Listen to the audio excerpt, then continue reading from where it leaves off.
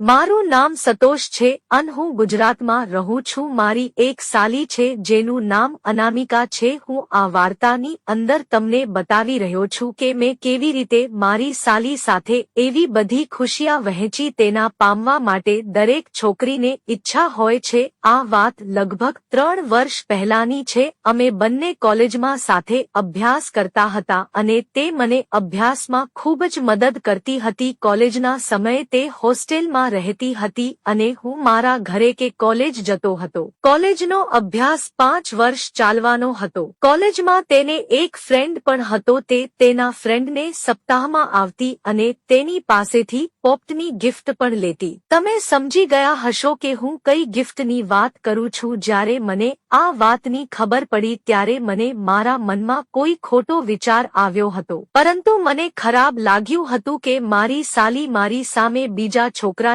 સાથે દોસ્તી રાખે છે. કોલેજના છેલ્લા વર્ષમાં તેનું તે હોકરાથી બ્રેકઅપ થઈ ગયું અને અભ્યાસ પૂરો થયા પછી અમારા બંનેને નોકરી એક જ શહેરમાં લાગી ગઈ. એટલે અમારા બંને એ ઘર છોડીને શહેરમાં જવું પડ્યું. જ્યારે અમને બંનેને એક જ શહેરમાં નોકરી મળી, જ્યારે ઘરના લોકોએ ફેસલો કર્યો કે અમે બંને સાથે જ એક રૂમ ભાડે રાખી લેશો અને સાથે રહેશો. બધા એવું વિચારતા હતા કે જીજા અને સાલી સાથે રહેશે તો સાલીને સુરક્ષા મળી રહેશે અને બંનેને ખાવા પીવાની કોઈ તકલીફ થશે નહીં. જ્યારે હું કામ ઉપર ગયો તો મારો દિમાગ સાવ શાંત અને સાફ હતો. મારા મનમાં અનામિકાને લઈને કોઈ અલગ વિચાર ન હતો. અમે બંનેએ જે રૂમ ભાડા ઉપર રાખ્યો હતો તેની અંદર એક જ બાથરૂમ હતું. અમે બંને એક જ બાથરૂમમાં નહાતા અને ટોયલેટ પણ તેમાં સાથે જ હતું. તે અમે બંને વારાફરતી યુઝ કરતા. શહેરમાં આવ્યા પછી અમારે અહીંયા 20 દિવસ થઈ ગયા હતા. પછી અમે બંને ઘરે કામ આવ્યું અને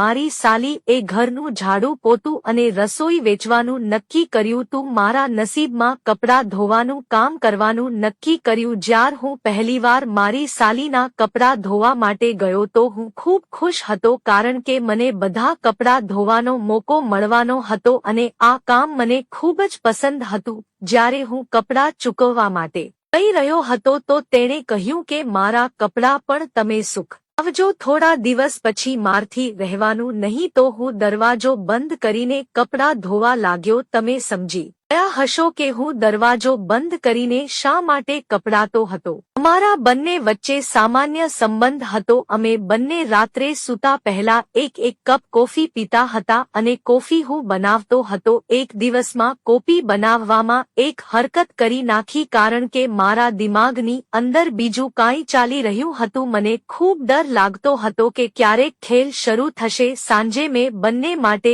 કોફી બનાવી. કોફી પીધા પછી તે થોડીવાર પછી સૂવા લાગે. તેના સૂઈ ગયા પછી મેં તેને જગાડી પણ તેણે કોઈ જવાબ આપ્યો નહીં. મેં તેને હલાવીને ચેક કરી તો તે સૂઈ ગઈ હતી. પછી મારા આનંદનો કોઈ ઠેકાણું રહ્યું નહીં, કારણ કે હું તો અલગ જ વિચારી રહ્યા હતા. હું કંઈક એવું પામવા ઈચ્છતો હતો કે અને મેં મહેનત કરવાની શરૂ કરી. ત્યાં અચાનક મારી જાગી ગઈ અને મારી માટે બોમ્બની જેમ ફાટી ગઈ. તેણે મને દૂર ધક્કો માર્યો અને ચાદર પોતાની ઉપર ખેંચી લીધી અને મારી ઉપર ચિલ્લાવા લાગી. મને ખીચાવા લાગે, તમે હજી જાગો છો, સૂતા નથી? શું તમારે સવારે કામ ઉપર નથી જવાનું? હું તેને સોરી કહી રહ્યો હતો, પરંતુ પછી થોડીવાર રહીને તે બોલી, તમે કોઈને બચાવશો નહીં ને? મેં કહ્યું ના. પછી તેને પોતાની રજા હટાવી દીધી અને મને કહ્યું, ચૂપચાપ સૂઈ જાવ, વહેલા પૂરું કરજો, કારણ કે સવારે કામ ઉપર જવાનું છે. તમે લોકો સમજી જ ગયા હશો કે